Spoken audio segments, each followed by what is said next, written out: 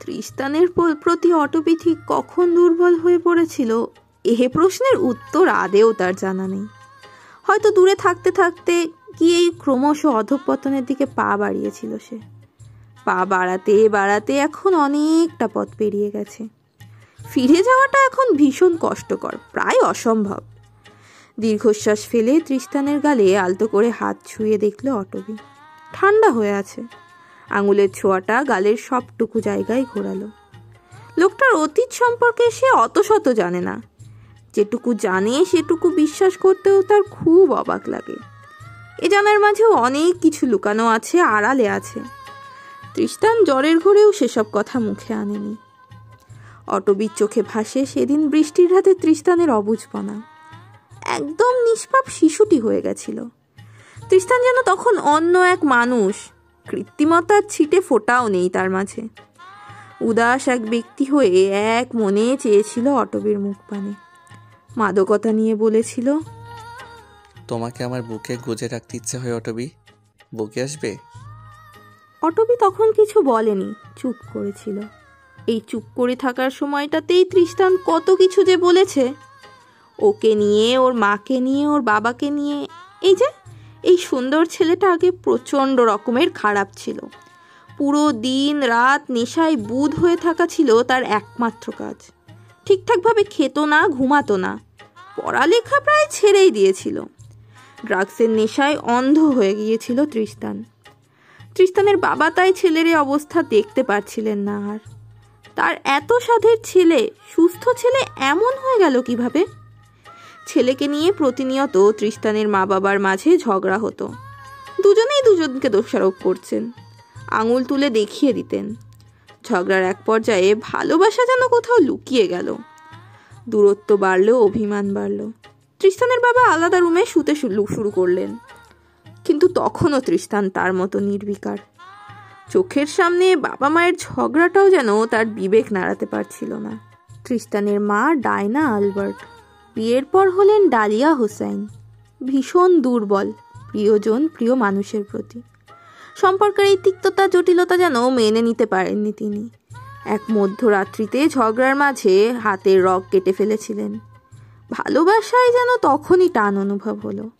তৃষ্টানের বাবার সম্বিত ফিরল। স্ত্রীকে নিয়ে ছুটলেন হাসপাতালে। কিন্তু তারপর পরিস্থিতি পুরো পাল্টে গেল। কার অ্যাক্সিডেন্টে আহত নিহত হলেন তৃষ্টানের বাবা মা। তৃষ্টান যখন এ খবর শুনেছে তখন রাত পেরিয়ে সকাল। নেশায় বুঁদ হয়ে পড়েছিল বিছানার একপাশে। তনয়া 8 মাসের ভরা পেট নিয়ে ব্যস্ত হয়ে ডাকছিল ভাইকে। তৃষ্টান উঠছিল না।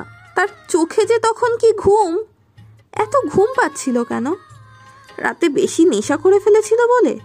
তৃষ্টানের চোখের কালো দাগে হাত বোলালো অটবি। পরক্ষণে কি মনে করে দ্রুত ডয়ারটা টান দিয়ে খুলল। তৃষ্টান যে ওষুধগুলো খেয়েছিল তার কৌটো সাদা রঙের। সামনে, পিছনে, উপরে নিচে কোথাও সামান্য লেখা নেই, সম্পূর্ণ ফাঁকা।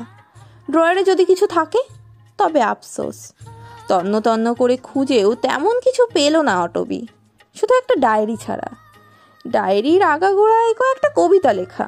কবিতার একদম শেষে অচেনা নামও উল্লেখ করা, সৈয়দ শাহজাহান। এটা কে হতে পারে? অটবি অত সবে গেল না। এক এক করে সব কটা পৃষ্ঠা দেখতে লাগলো। সর্বশেষ পৃষ্ঠাটায় গুটি গুটি করে লেখা, প্রিয় অরণ্য, আমার কেন যেন মনে হয় তুমি সুখী হবে। কোনো এক সুখী মানুষের সাথে ঘর বাঁধবে। সেই ঘরের নাম দেবে অটবি সুখ। সেই ঘরের কোথাও আমি থাকবো না, আমার অস্তিত্ব থাকবে না, অথচ তোমাকে চোখের আড়ালও হতে দেব না। তুমি যখন ফুটপাত দিয়ে প্রিয় মানুষটার হাত ধরে হাঁটবে, আমি দূরে দাঁড়িয়ে তোমায় দেখব। তোমার হাসিটুকু দেখে নিজেও হাসবো। এই অটবি, এই মানুষটা অন্যের জেনেও তাকে ভালোবাসা কি পাপ হবে? আমি কি আজীবন পাপী হয়ে থাকবো? স্তব্ধ অটবি খামচে ধরল ডায়েরিটা। হাত পা কাঁপছে। ভেতরটা নিদারুণ নিষ্ঠুরতায় তীর করছে। টলমলে চোখে তৃষ্টানের পানে স্থির হতেই মস্তিষ্কে টান লাগলো। তৃষ্টান বলছে, আমি আমার বাবা মায়ের মতো হতে চাইনি অটবি। আমি তাকে রুমে আটকে রাখতে চাইনি। সেদিনের মতো সেই বৃষ্টির দিনের রাতের মতো তৃষ্টান আবারও একই কথা বলছে। My lady, if I could, I would hold you so tightly that you would never let go of me. ঘুম থেকে উঠে অটবিকে আশেপাশে পায়নি তৃষ্টান। বাহিরে তখন সন্ধ্যা শেষে আধার, ঘুটঘুটে অন্ধকার। এতক্ষণ অবশ্য থাকার কথাও না। শরীরের পাতলা কাঁথাটা সরিয়ে উঠে দাঁড়ালো তৃষ্টান। টি টেবিল থেকে পানির জগ নিয়ে ঢক ঢক করে পানি গিলল। মাথাটা ঝিমঝিম করছে, চোখে সূক্ষ্ম জ্বালাতন, বুক ভারী। মেয়েটা কি সত্যিই চলে গেছে?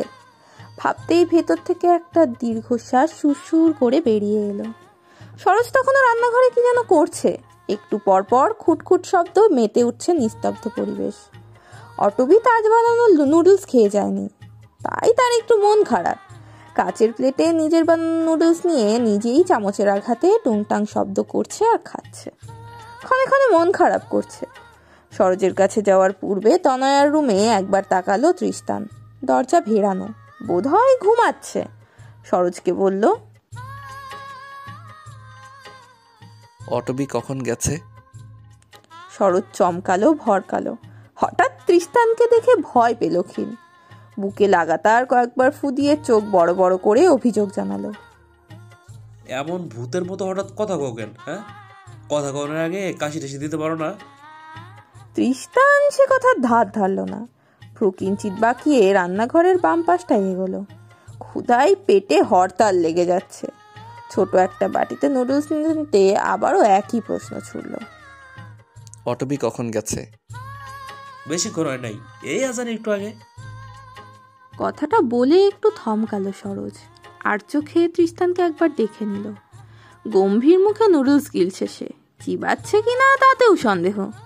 আমতা আমতা করে সরোজ বলতে চাইল, তোমাকে মাঝে কি ঝগড়া হয়েছিল ভাই? অটো ব্যাপারে দেখলাম কাঁদতেছিল। তৎক্ষণাৎ খাওয়া থামলো। মুখে তখন মাত্র 1 চামচ নুডলস পুড়েছে তৃষ্টান। সেটা কোনো মতে গিলে অপাক কণ্ঠে শুধালো, কাঁদছিল মানে? ওই তো যাইতেছিল গা, চোখ মুখ লাল, পানি কানার লাগে কথা কইতে পারতেছিল না। তৃষ্টান শুনল। কিছুক্ষণ স্তব্ধ হয়ে দাঁড়িয়ে থেকে সশব্দে বাটিটা রেখে দিল। পেটে ক্ষুধা থাকলেও এখন আর খেতে ইচ্ছে করছে না, রুচি চলে গেছে। গলা দিয়ে আর খাবার নামবেও না। সরোজ, তোকে যেটা আনতে বলেছিলাম এনেছিস?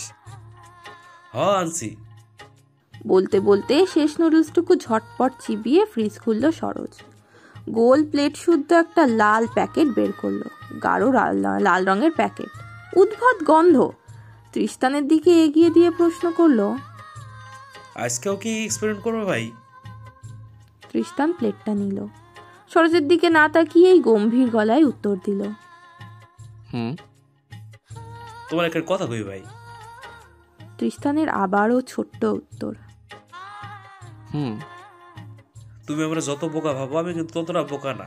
কিছু কিছু জিনিস আমিও বুঝি। 1 সেকেন্ড, 2 সেকেন্ড। দারুণ চমকে সরোজের মুখ পানে তাকালো তৃষ্টান। পর মুহূর্তেই আবারও শান্ত হয়ে ছেলেটার চোখে চোখ রাখল। নিষ্পাপ চোখ দুটোই তখন হাজারো প্রশ্ন, কৌতূহল ভিড় জমাচ্ছে। সেই ভিড়ের মাঝে হঠাৎ করেই চমৎকার এক দুটি উক্তি দিল, যেন এতকাল খুঁজে থাকা প্রশ্নের কিছু উত্তর সরোজ জেনে গেছে, যা তার জানা একদমই উচিত হয়নি। ঢোক গিলে গলাটা একটু ভিজিয়ে নেওয়ার প্রয়াস চালালো তৃষ্টান। নিস্তেজ কণ্ঠস্বরকে যথাসম্ভব কঠোর করে বলল, আমার রুমে ঢুকতে মানা করেছিলাম সরোজ, আর ঢুকবি না। সরোজ এমন সরাসরি প্রশ্নটা করতে চায়নি, কিন্তু রোজ রাতে তৃষ্টানের ঘর থেকে আসা নারী কণ্ঠের চিৎকার, কান্নার সুর সে উপেক্ষা করতে পারছে না। না চাইতেও বিশ্রী সন্দেহ জমাট বাঁধছে। আস্তে আস্তে মাথা তুলে দেখলো তৃষ্টান চলে যাচ্ছে, বড় বড় কদম ফেলে, যেন পালাতে চাইছে এখান থেকে।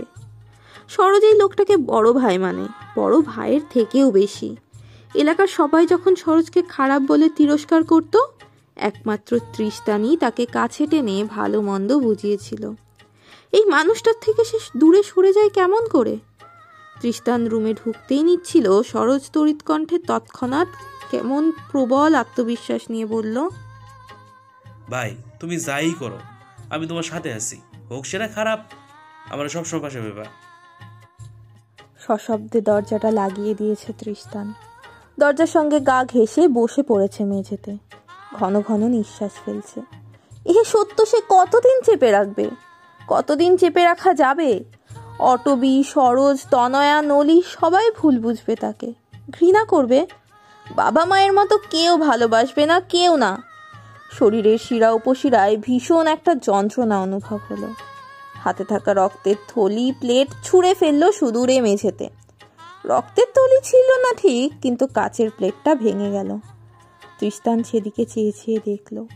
কাচের টুকরোগুলো যেন তাকে তাচ্ছিল্য করে বলছে, ওহে সুখনীল তৃষ্টান, দুঃখ তোর পিছু ছাড়বে না রে হবাকা। নিঃশ্বাসটা ভারী হলো, কষ্ট দিল। নিজের উপর বড্ড করুণা হলো তার। মস্তিষ্ক শুধু এমন একটা নামই জপছে, অটবি। অরবিন্দ অটবিতে বসবাসরত তারই মতো সুখখোঁজি এক মেয়ে। মাথার উপর কড়া উত্তাপ, ঝলমলে রোদ্দুর, তীব্রতাপে শরীর ঘেমে একাকার। স্কুল শেষে হাতে হাত ধরে বাসায় ফিরছিল দুই বোন, নলি আর পৃথা। হাতে 10 টাকার বাদামের ঠোঙা। ভীষণ গুরুত্বপূর্ণ আলোচনায় নিজেদের ব্যস্ত করে রেখেছে তারা। আশেপাশের খেয়াল নেই। আলোচনার মূল বিষয় এই, আজকে অটবিকে পাত্রপক্ষ থেকে দেখতে আসবে। রেবা বেগম তাই মেয়েকে ঘর থেকে বের হতে কড়া নিষেধাজ্ঞা জারি করে দিয়েছেন। পাত্রপক্ষ দেখতে আসায় কেন ঘর থেকে বেরোনো যাবে না, তা তাদের ছোট্ট মস্তিষ্কে ঢুকছে না। পাশাপাশি তারা এ নিয়েও চিন্তিত, তাদের ভবিষ্যৎ বোন জামাই ঠিক কেমন হবে। ভালো হবে তো? দেখতে শুনতে ভালো না হলে বাদ, চরিত্রও ভালো হতে হবে। নয়তো তাদের ফুলের মতো বোনকে তারা কিছুতেই বিয়ে দেবে না, একদমই না। রাস্তার মোড়ে রহিম, কাদিম সঙ্গে আরও কিছু ছেলেপেলে বসে আড্ডা দিচ্ছিল। কথার মাঝে কাদিনের দিকে দৃষ্টি চলে যায় পৃথার। কিছুক্ষণ ভ্রু কুঁচকে সেদিকে চেয়ে থেকে আফসোসের সুরে বলে, কাদের ছেলেটাকে আমি ভালো ভেবেছিলাম। নলি একবার কাদিনের দিকে তাকালো, অতঃপর চোখ মুখ বিকৃত করে বলল, কি দেখে ভালো মনে হয়েছিল?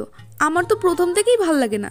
বান্দরের মতো চেহারা, শরীরে একটা কাঠি, ফুক মারলেই বাতাসে ভাসা শুরু করে। কথাটা শেষ করতে পারল না। পৃথা চোখ রাঙিয়ে চেয়ে আছে। নির্ঘাত নলিকে মেরে কুচি কুচি করার পরিকল্পনা আটছে মনে মনে। নলি কাদিনের বদনাম আর গাইল না, অভিযোগের সুরে বলল, তোরা যে সরোজকে নিয়ে বলতিস আমার খারাপ লাগতো না, এবার বুঝ পছন্দের মানুষকে গালাগাল করলে কেমন লাগে। সরোজ ভালো ছেলে না। পৃথার গম্ভীর কণ্ঠ। নলি ঢং করে বলল, কাদিন যেন অনেক ভালো। কাদের ভালো ছেলে না। ততক্ষণে ওরা রহিমের কাছাকাছি চলে এসেছে। রহিমের বাজে হাসিটা তখন টাটকা তাজা, দাঁত কেলিয়ে ওদের উদ্দেশ্যেই প্রশ্ন ছুড়ল। নলি সাথে সাথে বিরক্তি প্রকাশ করলো। পৃথার হাত টেনে দ্রুত হাঁটতে হাঁটতে বিড়বিড়ালো, তোর কোথায় যাবো রে লুচ্চা? অটবিকে পাত্রপক্ষ দেখতে আসার সংবাদটা তৃষ্টান পেল রাত্রিবেলা। ঘড়িতে তখন 9:50।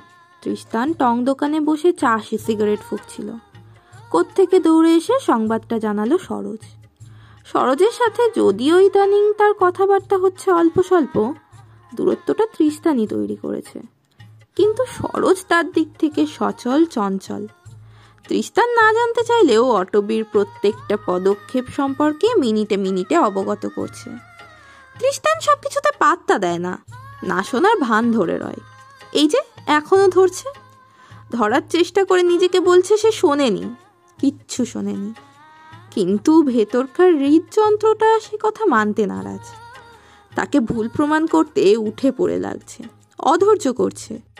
এরপর 10 মিনিটের মাথায় তৃষ্টান অটবির বাসার সামনে, ঠিক রান্নাঘরটার সম্মুখে, যেখানে আপাতত চুলায় অটবি খাবার গরম করতে ব্যস্ত। মেয়েটার মুখশ্রী মলিন, চোখ ফোলা। সে কি কেঁদেছে? তিক্ত নিঃশ্বাস ফেলে তৃষ্টান আরও কিছুক্ষণ তাকিয়ে রইল। ভেবেছিল অটবিকে একটু দেখেই চলে যাবে, তবে তা আর হলো না। চলে যাওয়ার পূর্বেই অটবির নজরে পড়ে গেল সে। এখন কি করবে? সে কি একটু হাসবে? কিছু বলা উচিত কি? ভাবনার অকুল পাথারে অটবি সর্বপ্রথম জিজ্ঞেস করলো,